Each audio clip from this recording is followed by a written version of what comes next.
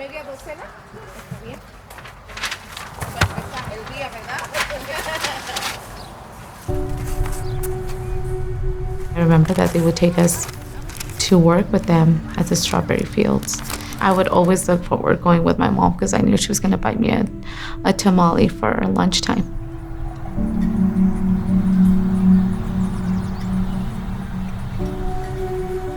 Me and my best friend across the street, when we were little, we'd sit under the oak tree and we'd talk about going to nursing school.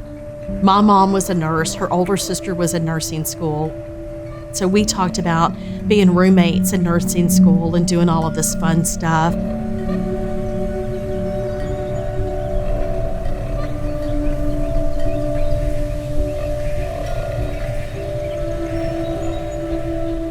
I used to watch my dad sing when I was young.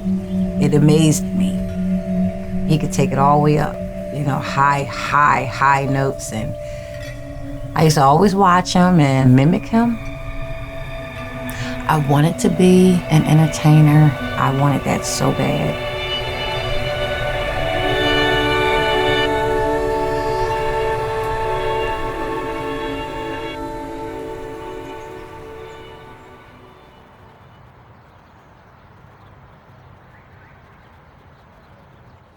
Got some cables in here. I honestly, I would have never known. But once you said something, I just... Well, sometimes when we're in a situation, we don't see. And sometimes it takes for a person, you know how they say, I'm just on the outside looking in. Sometimes it takes a person to see, that's on the outside that you can't see. You want to sing Contrite Spirit? Contrite spirit is precious in your sight. Contrite spirit is precious in your sight. Yeah. Break my heart.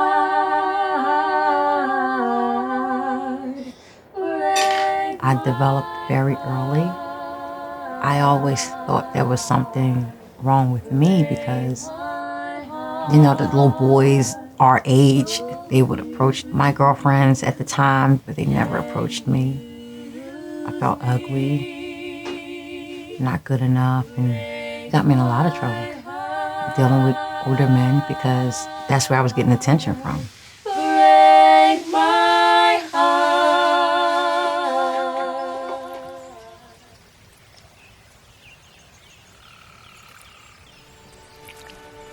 I was born and raised in Mobile, Alabama. I think it was just like any other typical normal family in the 70s. Mama would cook them meat and vegetables and have sweet tea, and Daddy worked nonstop. He was a self-employed pharmacist. There was a single father that moved into the neighborhood, and he had 4 kids. And one day when I was down there, they offered me a drink, and so I drank it. And then it tasted really good, so I drank some more and found out later that it was a screwdriver. I liked that feeling, so I would go back. That was the beginning of a parallel life that started when I was 12.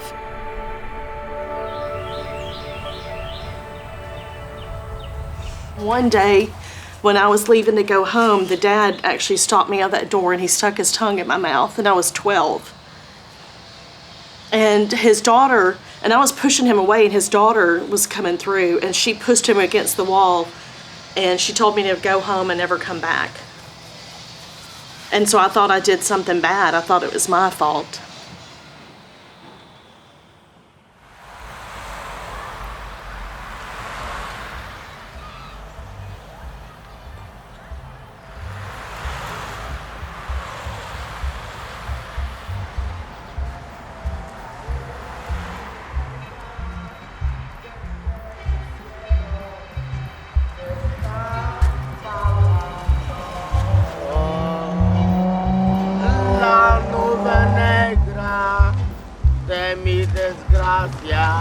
Estamos aquí. Es que estamos grabando porque Yo crecí en esta casa cuando estaba yo chiquita.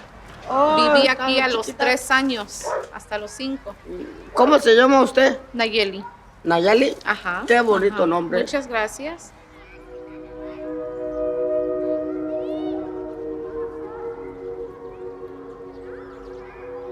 I met Jorge when I was 14. He was just arriving from Mexico, and he showed up that afternoon in my house, and I was like, oh, this guy is so cute. And things led to other things, and I got pregnant at 14.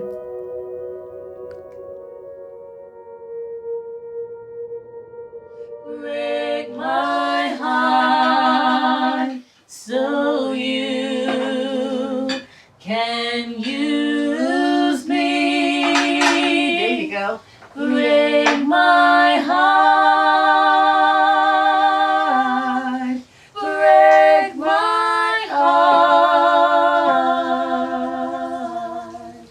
Break my heart.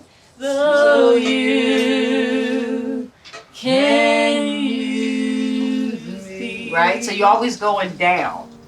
My girlfriend at the time, she invited me to her house. I met her aunt. She said, "You're pregnant." And she, just like that, "You're pregnant." She said, "You don't need to have this baby. You're still in high school." And I kind of agreed with her because of the circumstances. My mother was saying, "You can't stay here." I wasn't gonna stay at his house, because it was nothing but drugs, alcohol, incest. It was horrible. I looked at it as she was really helping me. I ended up moving with them.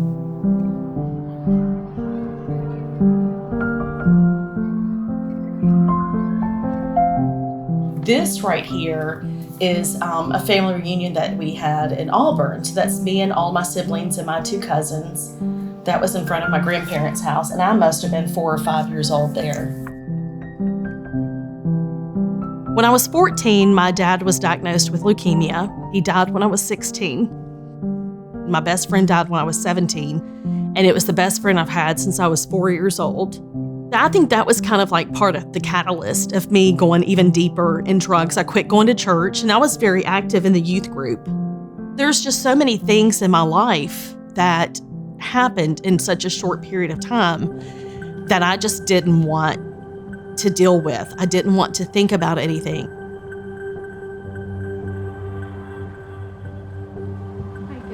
How are you? She still looks the same. Yeah, look at Blanquita. She's so cute. She has her little stick instead of a pacifier because they couldn't afford pacifiers. Hey, look! It's like the one I have here. Oh, that's so cute. It wasn't a good time for her. It was very hard.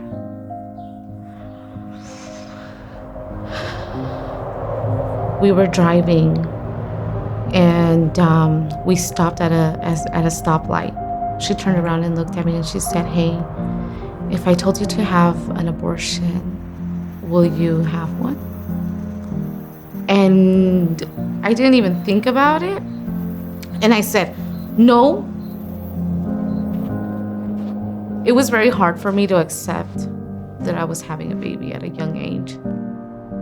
I used to talk to Jorge all the time, and I was like, you know what? I don't want her. And he said, "Okay, we'll just have her, and I'll take care of her."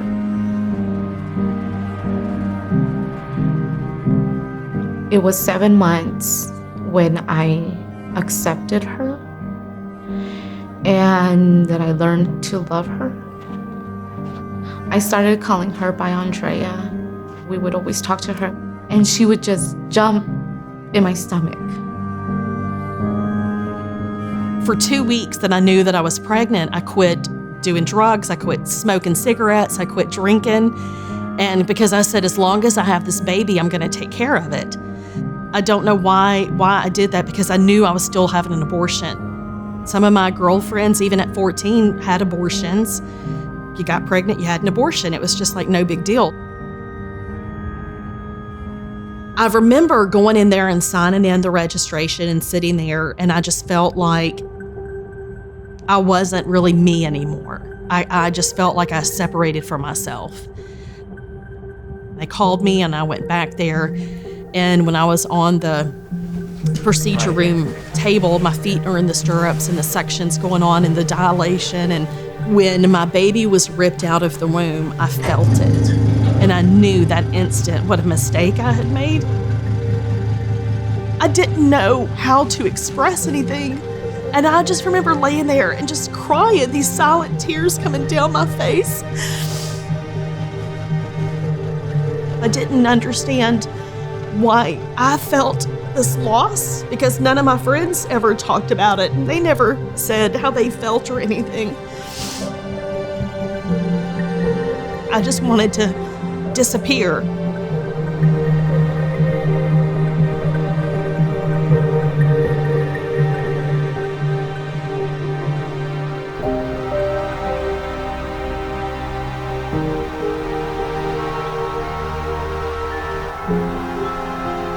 With them, every weekend they took us and made sure we had, whatever we needed.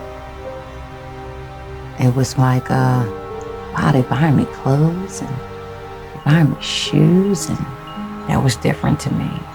I've never been on a boat. Never walked on a dock. Just little things like that.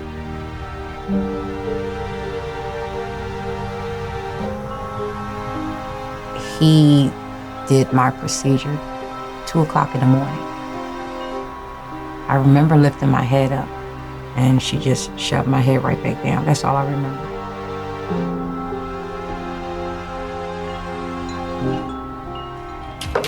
What's this for? Your 1-year anniversary. Wow, thanks. Guess time flies when you love what you do. I'm so glad I pursued a career as a medical assistant. He always said, you deserve better and you can go to school and do something. I was sitting in my living room and saw that commercial and I was like, okay, medical assistant's gonna be Best choice you ever make. So I would go to school in the mornings and he would go to work in the afternoon so he could stay home and watch the kids. I started working at community health centers in Santa Maria. I worked there for a year and then they called me in for my raise. And I was very disappointed because I was expecting more. And I saw Planned Parenthood that they were hiring for a receptionist. They were offering $1 more. My friend, she said, Nayeli, they do abortions. Don't go there, mija. Don't go there, please. And I said, I need the money. At 3 weeks in, they gave me a $100 bonus. And she told me, don't tell your other coworkers. Then I got trained in how to counsel if they did have a positive pregnancy test. It would be like, just try to get the abortions. I know it's hard. I know you're young, and abortion will probably be the best option for you. Even though I didn't have an abortion when my mom offered it, it never, ran through my head to stop these girls because I just wanted to be good at my job. 2004, I had came back from leaving my husband. We had got married a year before. Things did not work at all. I didn't have any money, looking for a job or trying to get back on welfare. I remember Pearl asking me, she says, would you like to volunteer at the office? You can make a couple of hours. And I said, yes, I could use it. I appreciate it. I'll take the baby out in the cleaning station, empty it in a gallon milk carton, and then, wash your tools. That was my job. I started working at the abortion clinic where I had my own abortion. The doctor knew I was in nursing school, so he wanted me to see everything that he saw. This is the room where I assisted for the very first abortion that I ever assisted with. And the table is set up right here where it was, and Dr. Stutz had me lean down right at his level to watch everything that was going on because he wanted to teach me everything that he knew. He wanted to educate me. And so firsthand I saw the dilation. I saw when I turned on the suction machine. There, oh God. That's the sound of the abortion. I saw the fetal tissue come through and blood come through and all of this. And I'm just like, what the hell did I get into? What is going on here? And I remember looking at the patient and then looking up at the ceiling in the procedure room and just praying to God to give me the strength to get through this. But I went back to work and I ended up being a really good procedure room nurse.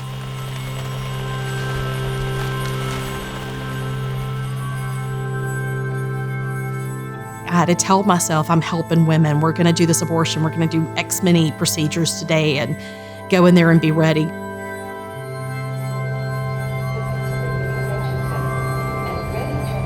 I just felt blank after a while. I've witnessed the things that he's done to make sure there was no inkling that it was still alive. I've witnessed all of that. 5 months into working there, I got trained in the POC lab. I saw arms, I saw legs. There was one time where they did a 16-week abortion and he was fully developed. And I was like, wow, this is a baby.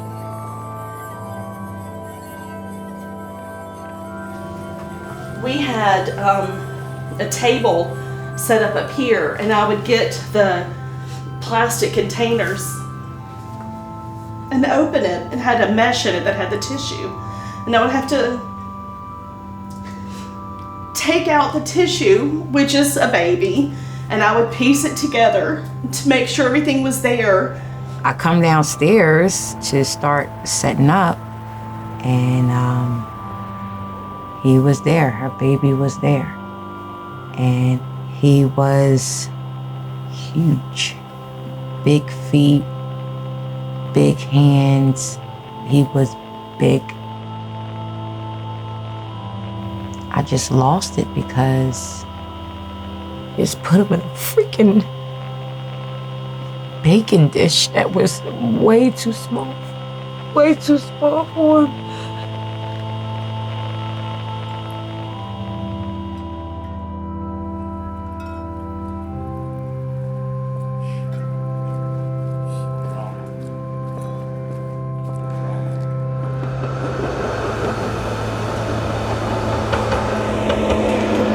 I lost everything because of this place. Doctor came flying in that day. And I just looked at him. Are you kidding me? You know. What hurt even more is I already knew what he did to him. Like it was nothing.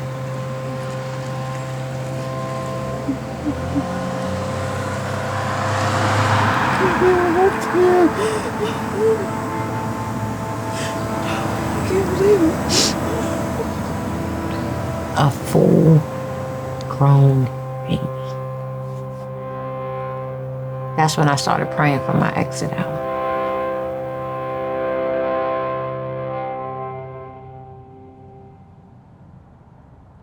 When you work in the abortion clinic, you become family with each other because they see what you see. You are literally blood, sweat, and tears together in that environment. Your friends don't understand what kind of work you do. Every time I closed my eyes, he was just standing there looking at me. It was like a, why didn't you help me look, you know? When it was time to go, which would be 1, sometimes 2 in the morning, I wouldn't even go straight home. I would go to a karaoke bar or I'll go to the casino and I would stay there until I saw some type of light in the morning. I couldn't sleep. I couldn't do the dark.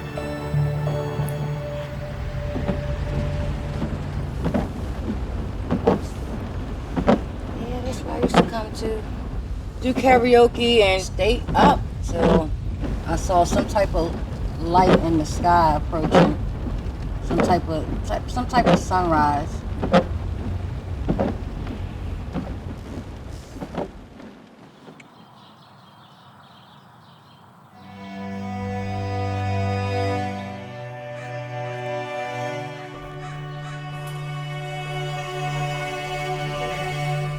You know, I was just focused on doing a good job. They made me feel special. You know, they valued the work that I did. Now that I look back at that, I had to be a different person at work. And it was really hurting what I was being at home. Being very cold, being very vulgar. I was always irritated and fighting with my husband. And I noticed that my family was falling apart. I would go to work and tell them, and they were like, hey, well, you know, just let him go. You know, you can find someone else, or you don't need him. And there was a time where I just told him, you know what, I don't need you and you gotta go. And he left for 3 months. Around the same time that they took me in for my yearly review, they gave me a $4 raise. They talked really nice about me in that meeting. But my husband was really trying to get our family back together.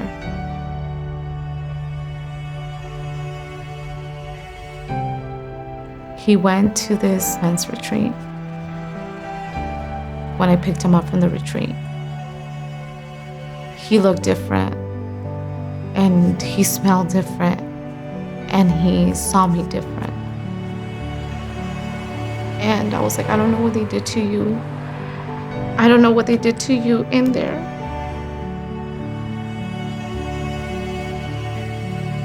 I think I was just so used to fighting and having that type of relationship that I wasn't ready to accept him.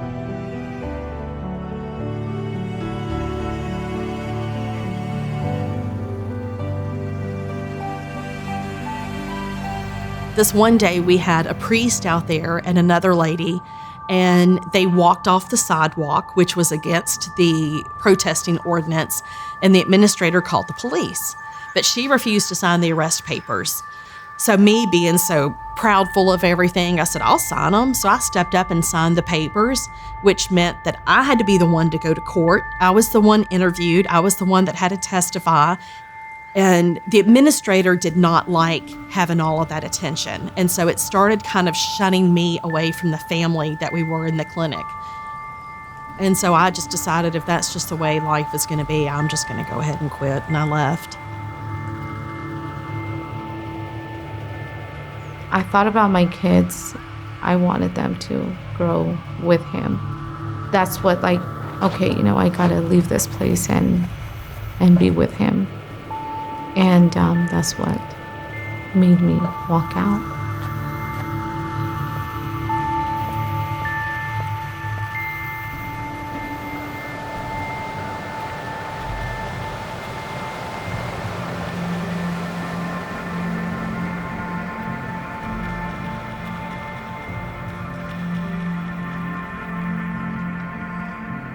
When his office got raided, they called and I voluntarily went down there. I didn't care if they judged me. I didn't care about none of that. I just had to get it off of me. I had to tell somebody.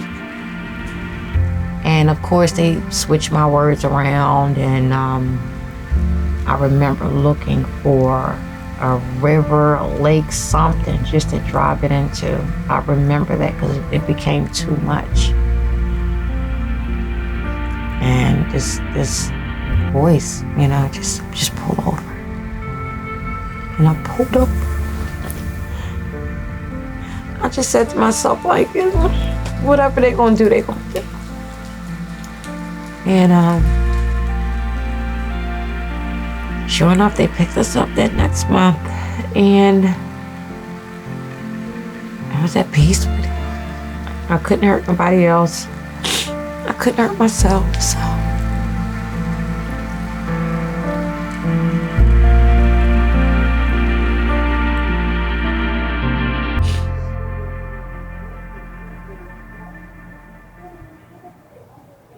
I always say that I'm thankful for that prison experience. I needed that.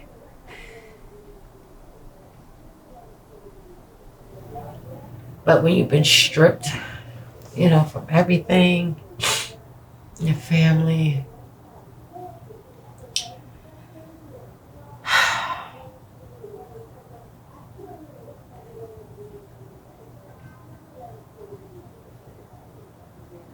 it's not easy trying to bounce back.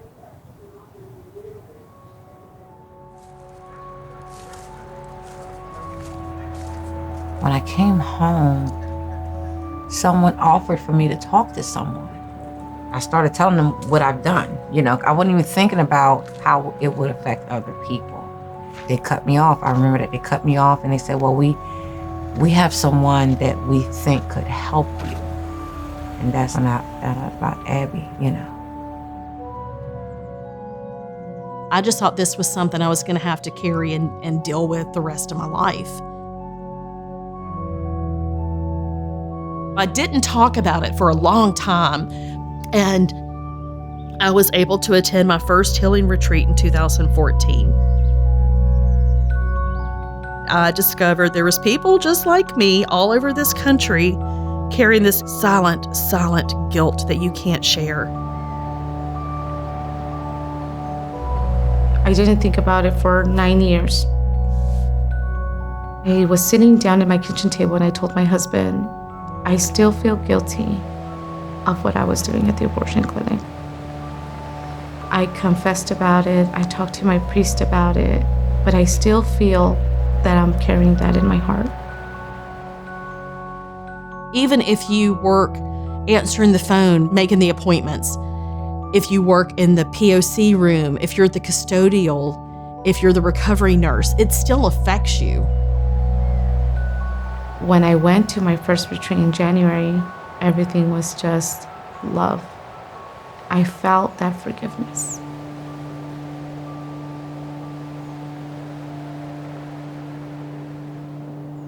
When I went down to the first retreat and met a few women, that's when it hit home. It was a release that I can't explain.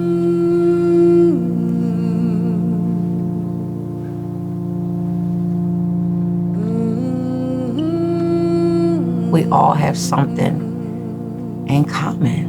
We've all seen some things that we should not have seen. We've all participated in something evil. But we've all walked away.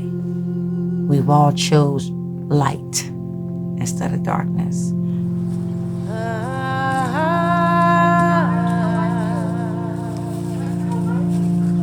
The community that I have with And Then There Were None, that gives me the strength and the courage to go and talk to parents and tell them, about my experience at Planned Parenthood and what our kids are being taught.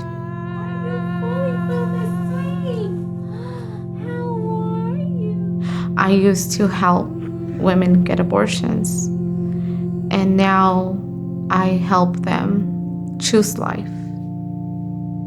You are my everything.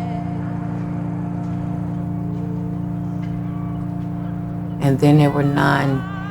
They are beyond a support system. I don't call them my friends. I don't consider Abby a friend. I consider her a sister and everyone else, because that's how they embraced me. The fact that people are leaving that dark place, it's just a beautiful feeling. And the fact that we can come together and let it all out together, I wouldn't have it any other way. It means hope that no matter what your past was, there's a future and there's people to help you along the way. We're not in this world alone. We're not meant to be alone. We're meant to be in fellowship with each other and build each other up. And it's just a beautiful gift. Desperate for